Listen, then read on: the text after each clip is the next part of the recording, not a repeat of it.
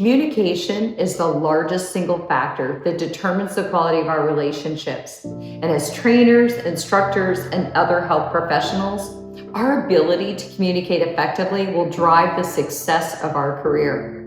Sometimes communication is simple and it flows smoothly. Other times it's complicated, but there are common barriers to effective communication and ways we can overcome them.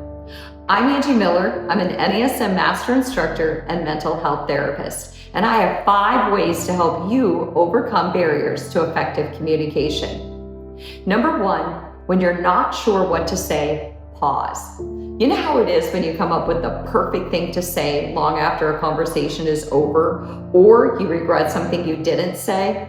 I've been there, and I've learned that there's a lot of power in a pause between what you heard and how you want to respond. You could take a deep breath or even count to 3 in your head. But the key is to process, think, and then speak intentionally. Number 2, when you want to engage a person in conversation, avoid cliché openers.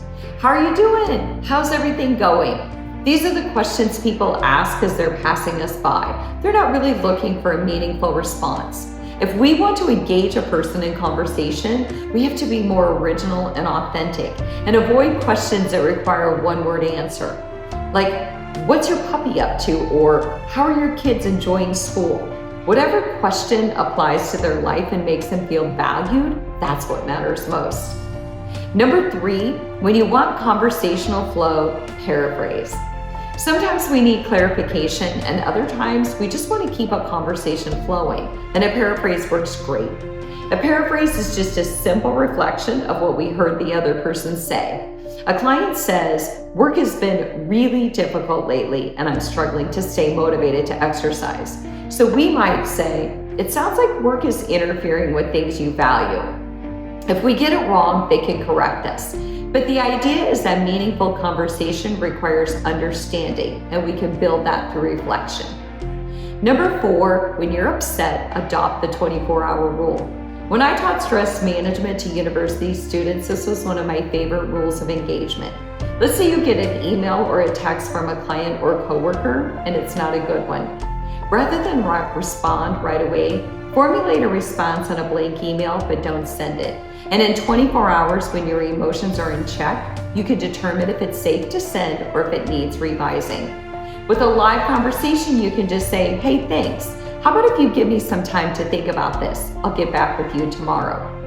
Number 5, when you want to give a genuine compliment, start with something meaningful.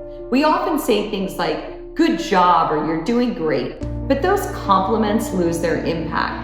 Instead, we could start with a phrase that captures their attention. "I don't know if anyone has told you, but you're really getting strong." Or, "I wonder if you know this, but your posture is really improving." You can choose any phrase that feels natural. I guarantee you your clients will notice and your words will hold more meaning. So I'm Angie Miller, and those are my tips to overcome barriers to effective communication. Thanks so much for joining me. I'll see you next time.